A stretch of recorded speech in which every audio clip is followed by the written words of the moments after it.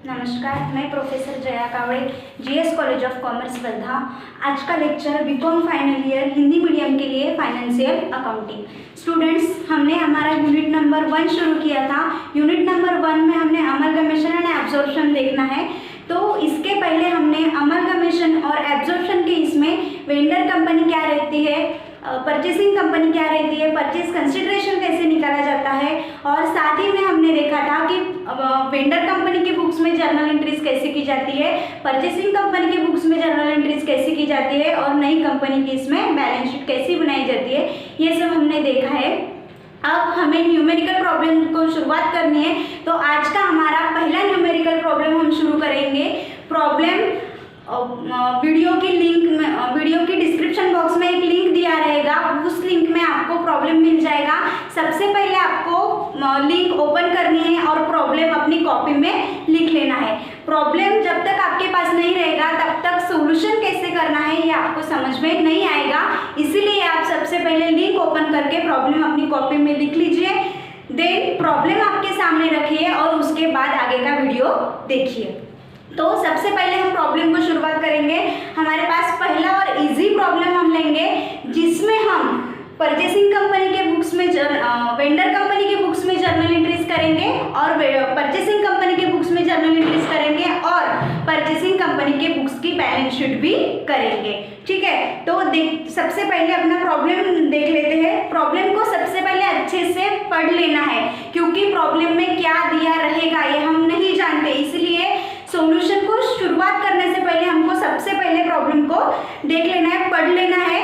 उसमें जो कुछ नया कंटेंट्स होगा या फिर जो इम्पोर्टेंट इंफॉर्मेशन होंगी उसको अंडरलाइन करके रखना है। ठीक है, तो सबसे पहले हम प्रॉब्लम देख लेंगे। प्रॉब्लम में दिया गया है, given below are the balance sheet of alpha limited and Beta limited on the 31st December 2007 which are amalgamated to form new company Alpha beta limited. Information में हमको दिया गया है कि बैलेंस शीट अल्फा लिमिटेड की और Beta limited की balance sheet हमको दी गई है और अल्फा लिमिटेड और बीटा लिमिटेड दोनों भी अमलगमेटेड हो रहे हैं और नई कंपनी वो फॉर्म कर रहे हैं जिसका नाम रखा है उन्होंने अल्फा बीटा लिमिटेड। तो ये हमारा अमलगमेशन का प्रॉब्लम है। यहाँ पे है अल्फा लिमिटेड, दूसरी कंपनी है Beta limited, alpha beta combine होके अल्फा बीटा कंपनी नई कंपनी बन रही है। ये हमारा अमलगमेशन का प्रॉब्लम है। ये सबसे पहले हमको फाइंड आउट करना है। इसमें वेंडर कंपनीज कौन सी है और परचेसिंग कंपनी कौन सी है ये हमको देखना पड़ता है। तो अल्फा और बीटा दोनों कंपनियां मिला के अल्फा बीटा कंपनी बन रही है। तो अल्फा बीटा कंपनी जो है वो है परचेसिंग कंपनी। ठीक है, अल्फा बीटा कौन सी कंपनी है? Purchasing company. और अल्फा लिमिटेड और बीटा लिमिटेड ये दोनों कंपनियां हैं वेंडर कंपनी। अल्फा लिमिटेड और बीटा लिमिटेड है वेंडर कंपनी। यहाँ तक की इंफॉर्मेशन हमको दी हुई है। आगे देखेंगे हम, बैलेंस शीट दी हुई है। अल्फा लिमिटेड और Beta limited new company took over all the assets and liabilities of the companies at book value. ठीक है, इन दोनों कंपनियों की assets and liabilities book value पे टूक ओवर कर रही है। नई कंपनी जो है परचेसिंग कंपनी, ये नई परचेसिंग कंपनी अल्फा लिमिटेड की और बीटा लिमिटेड की assets and liabilities book value पे टेकन ओवर कर रही है। मतलब यहाँ पे वेंडर कंपनी की बैलेंस शीट में जो असेट्स एंड लायबिलिटीज होंगी वो असेट्स एंड लायबिलिटी उनका जो बैलेंस शीट में, उनके बैलेंस शीट में जो वैल्यू होगा उस वैल्यू पे ली जाएगी। ठीक है, देन हमको बैलेंस शीट दी है। बैलेंस शीट अल्फा लिमिटेड की और बीटा लिमिटेड की कंबाइंड बैलेंस शीट दी है। बैलेंस शीट में हमको लायबिलिटीज और असेट्स दिए हुए हैं, वो हम बाद में देखेंगे। देन एडिशनल इंफॉर्मेशन पढ़ लेते हैं हम। एडिशनल इंफॉर्मेशन में हमको बताया है authorised share capital of alpha beta limited is ₹5 lakh divided in equity shares of ₹10 each. Alpha beta जो नई कंपनी है परचेसिंग कंपनी, उसका शेयर कैपिटल हमको दिया हुआ है, ऑथराइज्ड शेयर कैपिटल हमको दिया हुआ है, वो है 5 लाख और वो ₹10 ईच के हिसाब से वो डिवाइड किया है। ठीक है, तो वो हम जब परचेसिंग कंपनी की बैलेंस शीट बनाएंगे वो बैलेंस शीट में हमको काम में आएगा। देन बताया है purchase consideration of the both companies was paid in the form of equity shares of ₹10 each in Alpha beta limited. Purchase consideration जो है वो परचेज कंसिडरेशन का पेमेंट करने के लिए या फिर परचेज कंसिडरेशन पेड करने के लिए किस फॉर्म में वो पेड हो रहा है, equity shares of ₹10 each in Alpha beta limited. मतलब अल्फा बीटा जो नई कंपनी है वो नई कंपनी अपना परचेज कंसिडरेशन शेयर के फॉर्म में दे रही है, शेयर्स ऑफ ₹10 ईच। ठीक है, परचेज कंसिडरेशन किससे मिलेगा, परचेसिंग कंपनी अपना परचेज कंसिडरेशन नई कंपनी के मतलब उनके शेयर्स इशू करके देगी। ठीक है, देन इंफॉर्मेशन आपको जो एडिशनल इंफॉर्मेशन और बैलेंस शीट दी है उससे हमें क्या करना है, तो यहाँ पे दिया है pass journal entries and prepare realisation and share holders account in the books of vendor company. Vendor company के बुक्स में जर्नल एंट्रीज बनानी है और realisation accounts and share holders account बनाना है। और साथ ही में दिया है pass the journal entries and prepare opening balance sheet in the books of purchasing company. और जो परचेसिंग कंपनी है अल्फा बीटा लिमिटेड उसके बुक्स में हमको जर्नल एंट्रीज और नई कंपनी की मतलब नई बैलेंस शीट बनानी है। ठीक है, क्वेश्चन आई होप आपको क्वेश्चन समझ में आ गया होगा। अब हम एक एक सॉल्यूशन देखेंगे। सॉल्यूशन में हम सबसे पहले देखेंगे journal entries in the books of vendor company.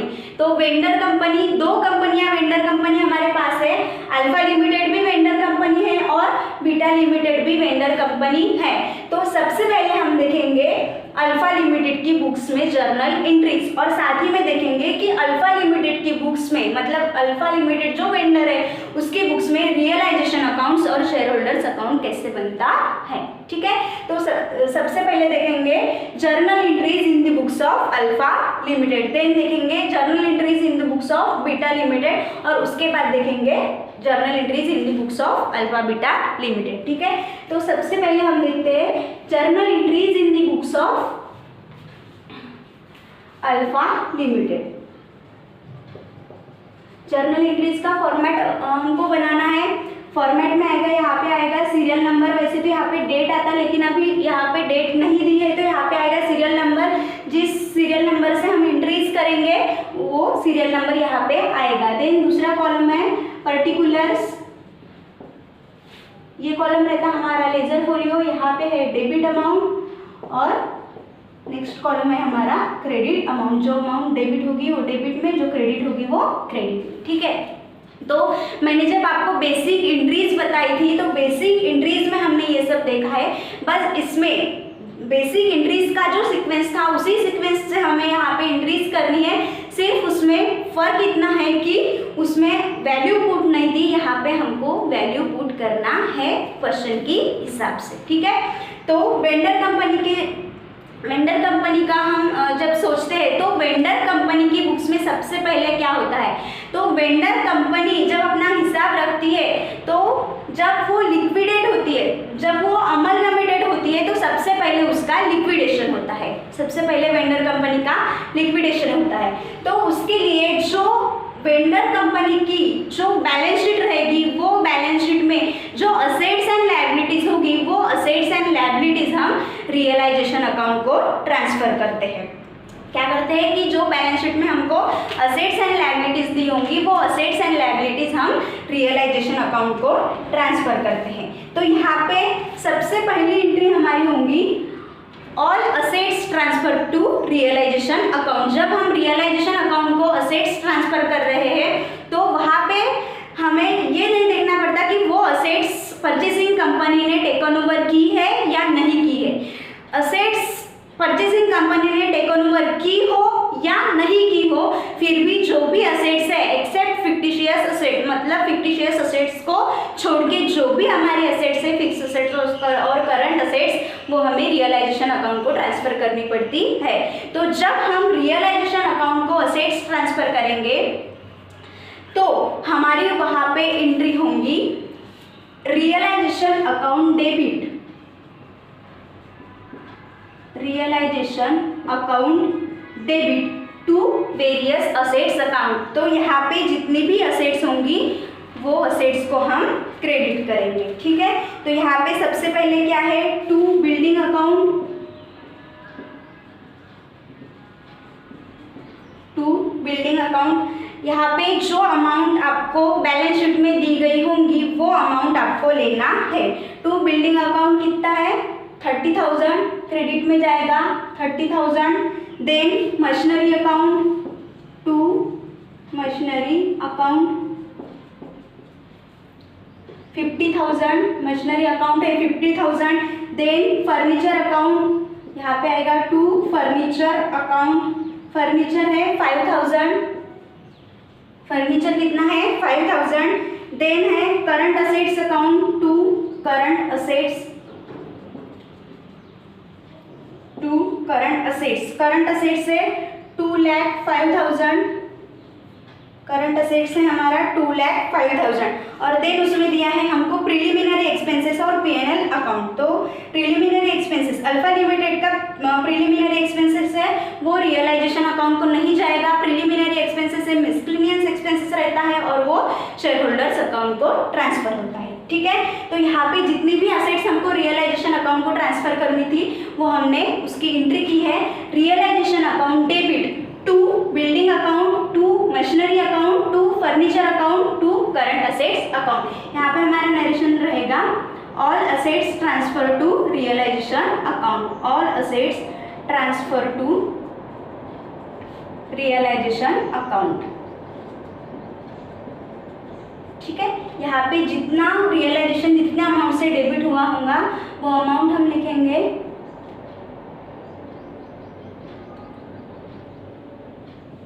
2,90,000। कितना आया अमाउंट हमारा, 2,90,000। ठीक है, realisation account debit to various assets account credit. तो यहाँ पे हमने रियलाइजेशन अकाउंट को असेट्स ट्रांसफर की है। देन हमें लायबिलिटीज रियलाइजेशन अकाउंट को ट्रांसफर करनी है। तो लायबिलिटीज, जो लायबिलिटीज परचेसिंग कंपनी ने टेक ऑन ओवर की होंगी या एक्सेप्ट की होंगी, सिर्फ वही लायबिलिटी हमको रियलाइजेशन अकाउंट को ट्रांसफर करना है। जो लायबिलिटीज परचेसिंग कंपनी ने एक्सेप्ट नहीं की या फिर टेक ऑन ओवर नहीं की, वो लायबिलिटीज का सेपरेट अकाउंट बनता है। तो इसीलिए यहाँ पे सबसे पहली लाइन में हमको बताया गया था कि all the assets and liabilities of the companies take on over, मतलब all assets and liabilities take on over की है। तो यहाँ पे हमें देखने की जरूरत नहीं है कि कौन सी लायबिलिटी टेक ऑन ओवर नहीं की, सभी की सभी असेट्स और लायबिलिटीज परचेसिंग कंपनी ने टेक ऑन ओवर की है। तो यहाँ पे हम देखेंगे कि यहाँ पे शेयर कैपिटल नहीं आएगा, वो शेयर होल्डर्स अकाउंट को ट्रांसफर होता है। देन हमारी है करंट लायबिलिटीज, ठीक है, और है reserve and surplus, reserve and surplus share holders account को जाता है। हमारे पास है करंट लायबिलिटीज, ठीक है, करंट लायबिलिटीज का क्रेडिट बैलेंस रहता है। तो यहाँ पे जब हमको करंट लायबिलिटीज रियलाइजेशन अकाउंट को ट्रांसफर करना है तो वो डेबिट हो जाएगा। तो यहाँ पे हमारी एंट्री बनेगी current liabilities account debit, current liabilities account debit to realisation account, to realisation account. कितनी है करंट लायबिलिटीज का अमाउंट कितना है अपना, 1,20,000, ठीक है, 1,20,000। नरेशन रहेगा यहाँ पे accepted liabilities transfer to realisation account, transfer to realisation account, ठीक है। यहाँ पे हमने assets and liabilities realisation account को ट्रांसफर की है। इसके साथ साथ हम लेजर पोस्टिंग भी कर लेंगे। रियलाइजेशन अकाउंट हमारा बना है, रियलाइजेशन अकाउंट में particulars debit amount, particulars credit amount, ठीक है। रियलाइजेशन अकाउंट, जब यहाँ पे रियलाइजेशन अकाउंट डेबिट हुआ तो रियलाइजेशन अकाउंट के डेबिट साइड में जो अकाउंट हमारे क्रेडिट हुए उन क्रेडिट हुए हुए अकाउंट के नाम से हमको लेजर पोस्टिंग करना है। तो यहाँ पे आएगा टू बिल्डिंग अकाउंट 30,000, देन है हमारा to machinery account 50,000, then to furniture account 5,000, to furniture account 5,000, ठीक है। और देन है to current assets account, to current assets account, कितना है करंट असेट्स अकाउंट 2,05,000, ठीक है। जो डेबिट हुआ था वो रियलाइजेशन अकाउंट में डेबिट में आया। अब रियलाइजेशन, जब हमने लायबिलिटीज ट्रांसफर की है तो रियलाइजेशन अकाउंट क्रेडिट हो गया है, तो रियलाइजेशन अकाउंट के क्रेडिट साइड में जो डेबिट हुआ उसके नाम से, मतलब करंट लायबिलिटीज के नाम से आएगा, current liabilities account. Current liabilities account है 1,20,000, ठीक है। जब हम लेजर जर्नल एंट्रीज कर रहे हैं उसके साथ में हम लेजर पोस्टिंग भी कर लेंगे, ठीक है। तो पहला काम हो गया हमारा कि जो असेट्स एंड लायबिलिटीज है वो असेट्स एंड लायबिलिटीज हमने रियलाइजेशन अकाउंट को ट्रांसफर कर दी है। उसके बाद आता है कि अगर प्रेफरेंस शेयर्स है तो वो प्रेफरेंस शेयर होल्डर को ट्रांसफर किया जाता है। देन अगर इक्विटी शेयर्स है तो वो इक्विटी शेयर होल्डर्स को ट्रांसफर किया जाता है। प्रॉब्लम में आपको प्रेफरेंस शेयर्स नहीं दिया है, सिर्फ आपको शेयर कैपिटल ऑफ ₹10 ईच ऐसा बताया है, तो वो जो शेयर्स है वो है इक्विटी शेयर्स। तो वो इक्विटी शेयर्स हमको इक्विटी शेयर होल्डर को ट्रांसफर करना है। और उसी के साथ में आपको रिजर्व एंड सरप्लस दिया है, तो रिजर्व एंड सरप्लस ये जो फंड है वो इक्विटी शेयर होल्डर्स का रहता है, इसीलिए वो भी हमको इक्विटी शेयर होल्डर को ट्रांसफर करना है। तो यहाँ पे हमारी तीसरी एंट्री बनेगी share capital account debit, share capital account debit कितना है 1 lakh, share capital account debit होगा 1 लाख।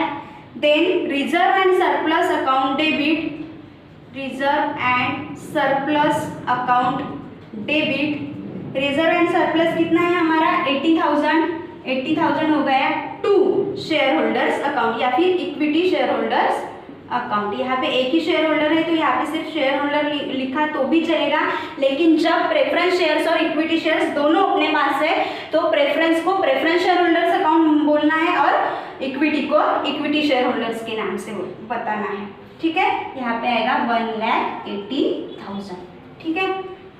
नरेशन में आएगा share capital and external internal liabilities, internal liabilities transfer to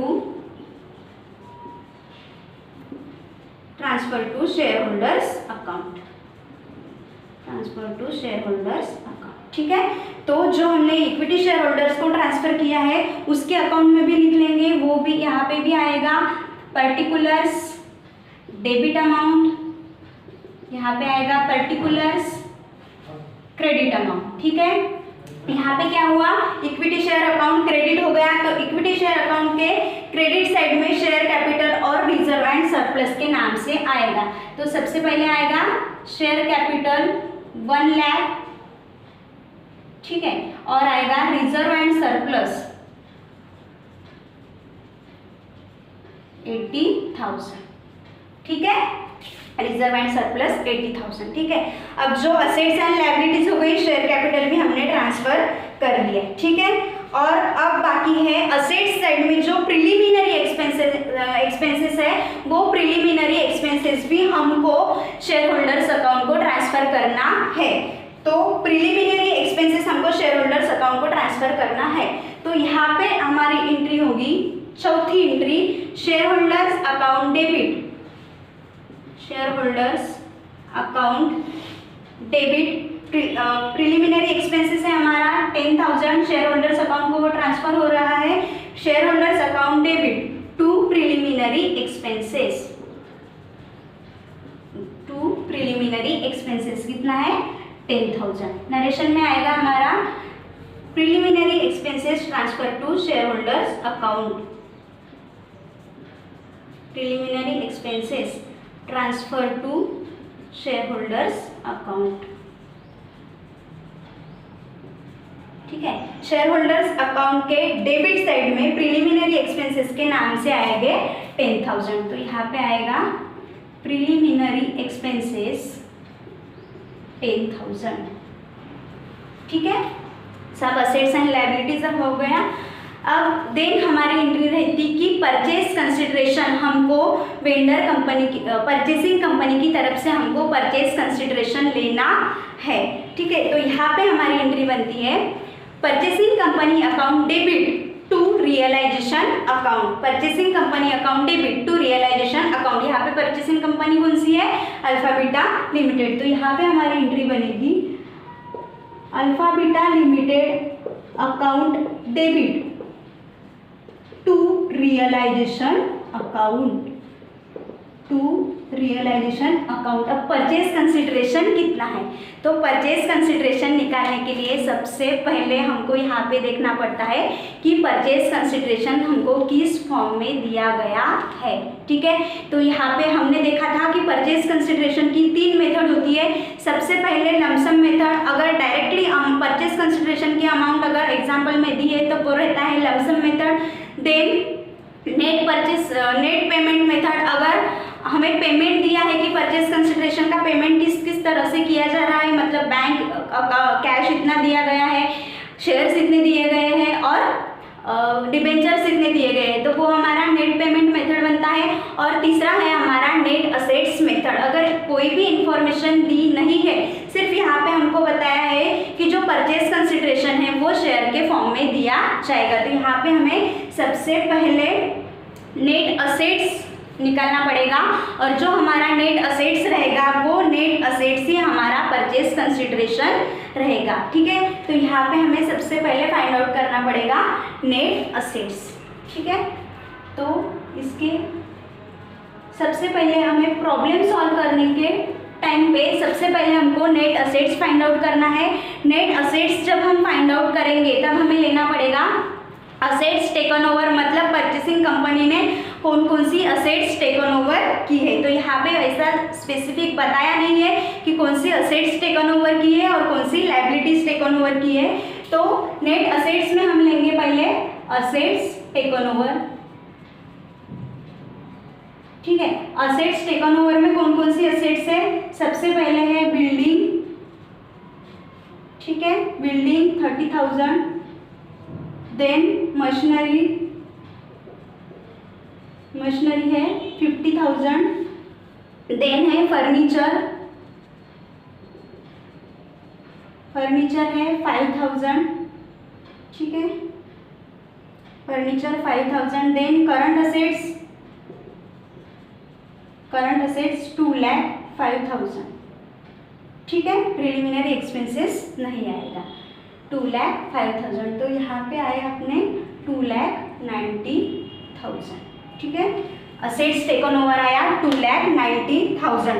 उसमें से हमें माइनस करना पड़ता है लायबिलिटीज एक्सेप्टेड। ठीक है, लायबिलिटीज एक्सेप्टेड कितना है? करंट लायबिलिटीज है हमारा 1,20,000।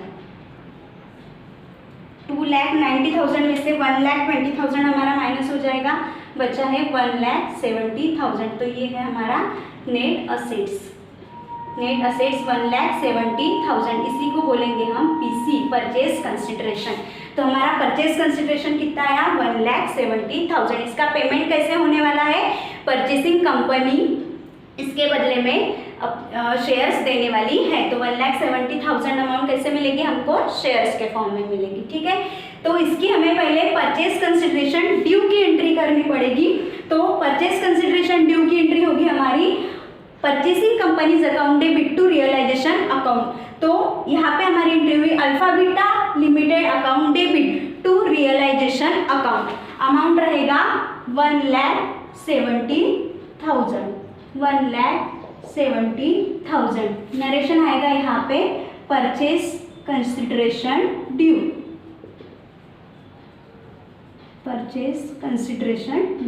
ठीक है। देन परचेज कंसिडरेशन रिसीव होगा। तो परचेज कंसिडरेशन कौन से फॉर्म में रिसीव हो रहा है वो आपको प्रॉब्लम में बताया गया है कि परचेसिंग कंपनी अपनी न्यू शेयर्स देने वाली है। तो वो जो परचेज कंसिडरेशन मिलने वाला है वो शेयर्स के फॉर्म में मिलने वाला है। तो यहाँ पे हमारी एंट्री होगी shares in Alpha beta limited,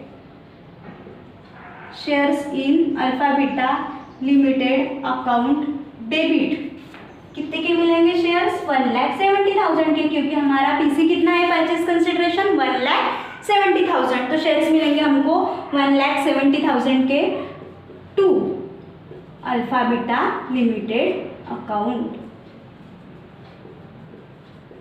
ठीक है, यहाँ पे हमने अल्फा बीटा लिमिटेड डेबिट किया है, जब हमें पीसी रिसीव्ड होगा तब अल्फा बीटा लिमिटेड का अकाउंट क्रेडिट हो जाएगा 1,70,000। यहाँ पे नरेशन आएगा being PC received.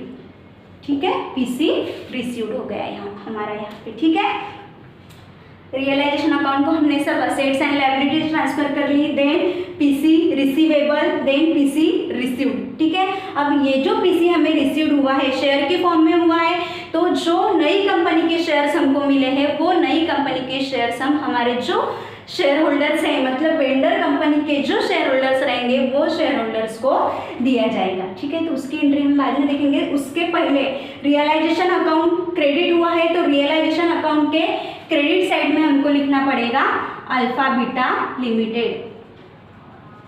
Alpha beta limited कितना है 1,70,000। कितना आया पीसी का अमाउंट हमारा 1,70,000। ठीक है, इसके बाद शेयर होल्डर्स अकाउंट का पेमेंट करने के पहले हमको रियलाइजेशन अकाउंट को बैलेंसिंग करना है। तो रियलाइजेशन अकाउंट का बैलेंसिंग होगा हमारा यहाँ पे।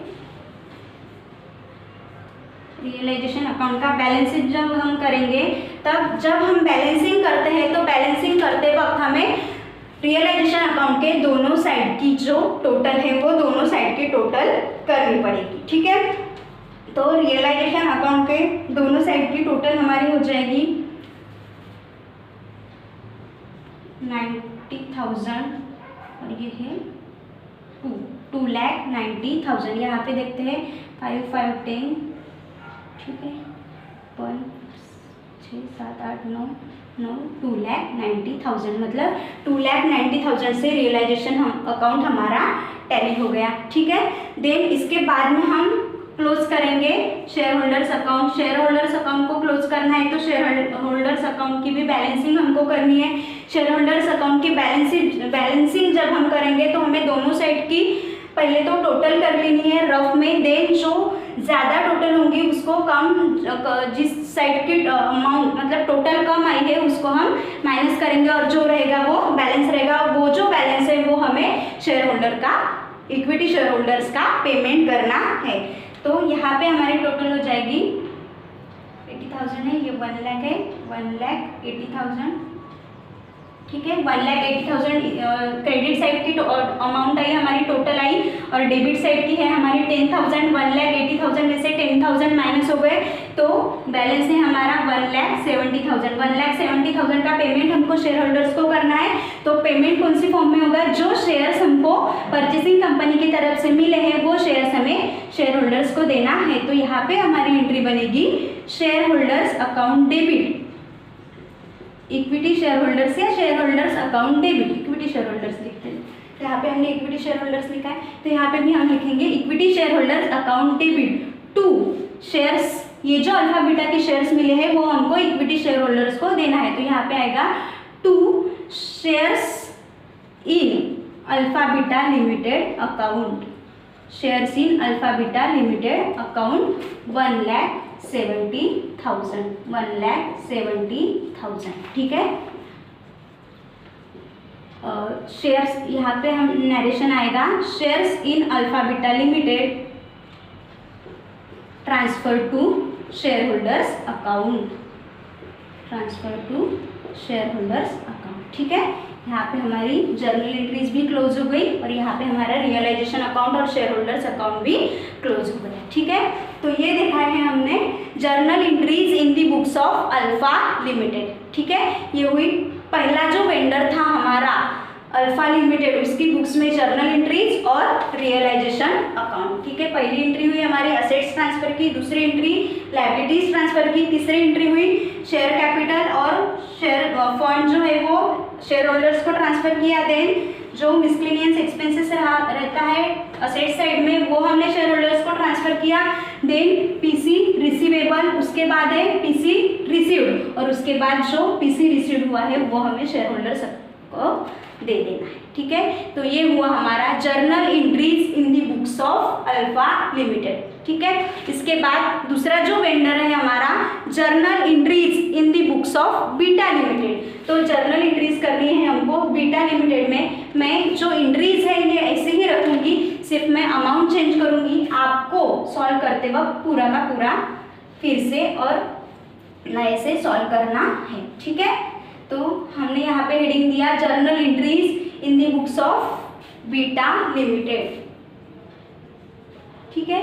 जैसे हमने अल्फा लिमिटेड की बुक्स में जर्नल एंट्रीज की है, सेम वैसी ही जर्नल एंट्रीज हमको बीटा लिमिटेड में भी करनी है, क्योंकि दोनों भी वेंडर अकाउंट ही है, ठीक है।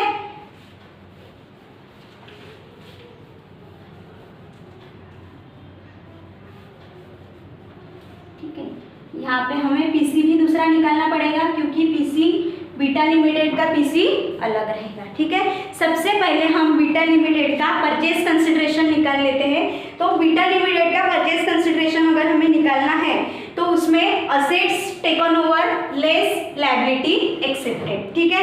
तो असेट्स यहाँ पे कौन सी है, बिल्डिंग है हमारी 25,000, ठीक है, building 25,000, then machinery 80,000, machineries 80,000, then furniture 10,000, furniture हुए 10,000, करंट असेट्स है 1,49,000, करंट असेट्स 1,49,000। जो P&L अकाउंट है 6,000 वो यहाँ पे नहीं आएगा, ठीक है। तो यहाँ पे टोटल असेट्स टेकन ओवर आया है हमारा 2,70,000 यहाँ पे दिया है। 2,70,000 में से 6,000 हमारा माइनस हो जाएगा, तो हमारा आएगा 2,64,000, 2,64,000। उसमें से माइनस होगा लायबिलिटीज एक्सेप्टेड। तो लायबिलिटीज कितनी है हमारी, करंट लायबिलिटीज हम देखेंगे बीटा कंपनी की, तो वो है 20,000। तो यहाँ से लायबिलिटीज एक्सेप्टेड माइनस हो जाएगा 2,64,000 माइनस 20,000। तो यहाँ पे हमारा पीसी आएगा 2,44,000, ठीक है। नेट असेट्स आया है हमारा 2,44,000, यही हमारा पीसी रहेगा। तो हमने बीटा कंपनी का परचेज कंसिडरेशन निकाल लिया है। अब हमें जर्नल एंट्रीज करनी है, journal entries in the books of beta limited, ठीक है। तो जैसे हमने अल्फा लिमिटेड की बुक्स में जर्नल एंट्रीज की है, वैसी ही जर्नल एंट्रीज हमको बीटा लिमिटेड में भी करना पड़ेगा। सिर्फ यहाँ पे बीटा लिमिटेड की बैलेंस शीट में जो अमाउंट होंगी वो अमाउंट यहाँ पे आएगी। तो सबसे पहली एंट्री होगी हमारी, जो बीटा लिमिटेड की बुक्स में जो असेट्स है वो सारी की सारी असेट्स हमको एक्सेप्टेड फिक्टिशियस असेट, वो सारी की सारी असेट्स हमको रियलाइजेशन अकाउंट को ट्रांसफर करना है। तो एंट्री बनेगी हमारी realisation account debit to assets account credit, मतलब जो भी असेट्स हम रियलाइजेशन अकाउंट को ट्रांसफर करने वाले हैं उन सभी असेट्स का अकाउंट क्रेडिट हो जाएगा। तो यहाँ पे बिल्डिंग अकाउंट आया हमारा 25,000, building account 25,000, then machinery account है 80,000, देन फर्नीचर अकाउंट है हमारा 10,000, देन करंट असेट्स है हमारी 1,49,000, ठीक है। उसके बाद P&L अकाउंट का बैलेंस है वो यहाँ पे नहीं आएगा। टोटल जो असेट्स ट्रांसफर की है रियलाइजेशन अकाउंट में उसका जो अमाउंट है वो है 2,44,000, ठीक है।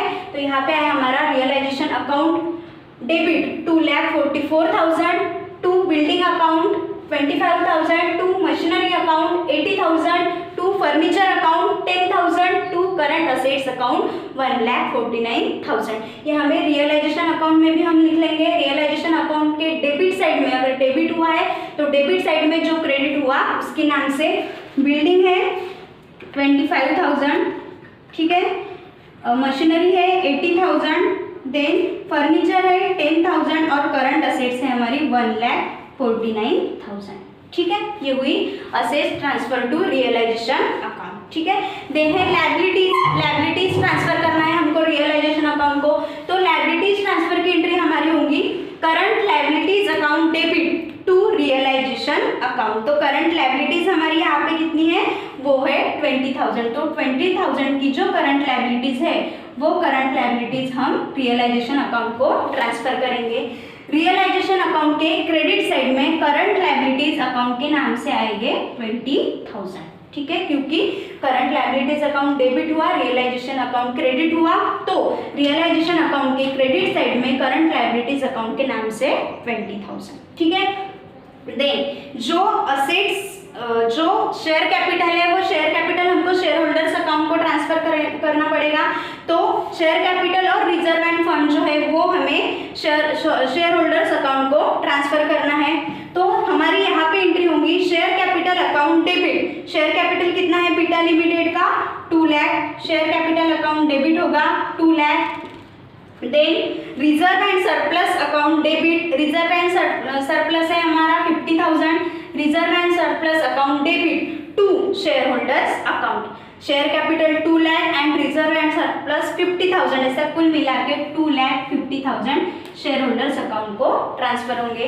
शेयर होल्डर्स अकाउंट क्रेडिट हो गया। शेयर होल्डर्स अकाउंट के क्रेडिट साइड में शेयर कैपिटल के नाम से आएंगे 2 लाख, ठीक है, और रिजर्व एंड सरप्लस की नाम से आएंगे 50,000, ठीक है। 2,50,000 से शेयर होल्डर्स अकाउंट हमारा क्रेडिट हो गया। देन असेट साइड में यहाँ पे हमको प्रॉफिट एंड लॉस अकाउंट दिया है, मतलब वो अकोमुलेटेड प्रॉफिट है, मतलब लॉस है जो असेट साइड के असेट साइड में आया, लायबिलिटीज सॉरी बैलेंस शीट में असेट साइड में आया है, वो हमको शेयर होल्डर्स अकाउंट को ट्रांसफर करना पड़ेगा।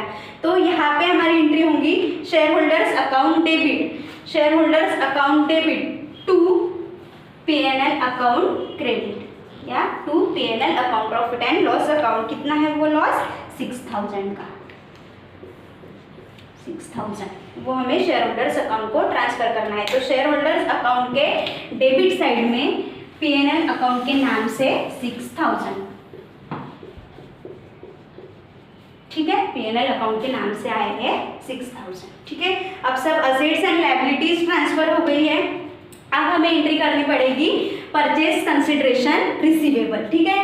तो परचेज कंसिडरेशन हमको किससे लेना है, परचेसिंग कंपनी की तरफ से। परचेसिंग कंपनी कौन सी है हमारी, अल्फा बीटा लिमिटेड। तो यहाँ पे हमारी एंट्री बनेगी Alpha beta limited account debit to realisation account. Purchase consideration कितना है 2,44,000, तो यहाँ पे अमाउंट आएगी 2,44,000, ठीक है।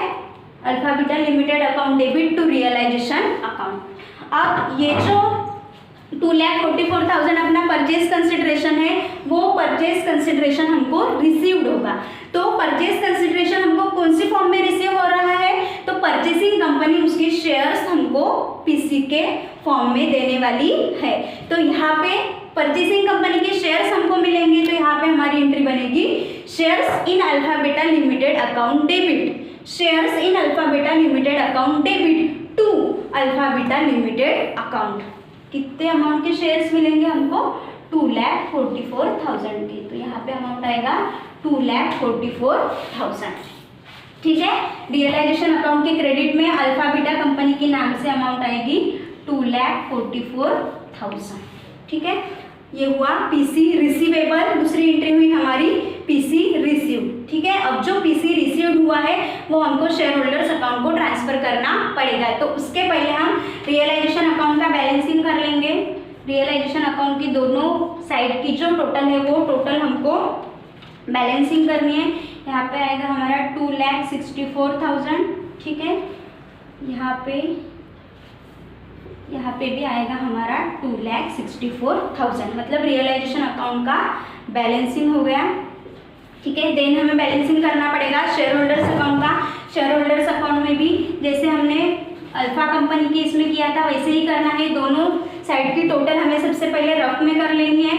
सबसे पहले 2,50,000 क्रेडिट साइड की हमारी टोटल आ गई, ठीक है। उसमें से हम माइनस करेंगे 6,000 P&L अकाउंट डेबिट साइड का। यहाँ पे जो बैलेंस रहेगा वो रहेगा हमारा 2,44,000। तो ये जो बैलेंस है वो कौन से नाम से आएगा, shares in Alpha beta limited. तो यहाँ पे आएगा shares in Alpha beta limited. यहाँ पे बैलेंसिंग हो जाएगा 2,50,000, ठीक है। तो शेयर्स जो है वो अल्फा बीटा कंपनी लिमिटेड से जो हमें शेयर्स मिले हैं वो हमको शेयर होल्डर्स को ट्रांसफर करना है। तो यहाँ पे एंट्री बनेगी equity share holders account debit, equity share holders account debit to shares in Alpha beta limited, shares in Alpha beta limited 2,44,000, 2,44,000। ठीक है, तो यहाँ पे हमारी journal entries in the books of beta limited, मतलब दोनों वेंडर कंपनियों के बुक्स में जर्नल एंट्रीज और realisation account and share holders account हमारा हो गया है। देन इसके बाद में बचा है हमारा journal entries in the books of purchasing company, मतलब journal entries in the books of alpha beta limited, और जो अल्फा बीटा लिमिटेड है परचेसिंग कंपनी उसके बुक्स में हमको ओपनिंग बैलेंस शीट बनाना है। तो journal entries in the books of alpha beta limited and opening balance sheet in the books of alpha beta limited वो हम देखेंगे नेक्स्ट लेक्चर में। Thank you.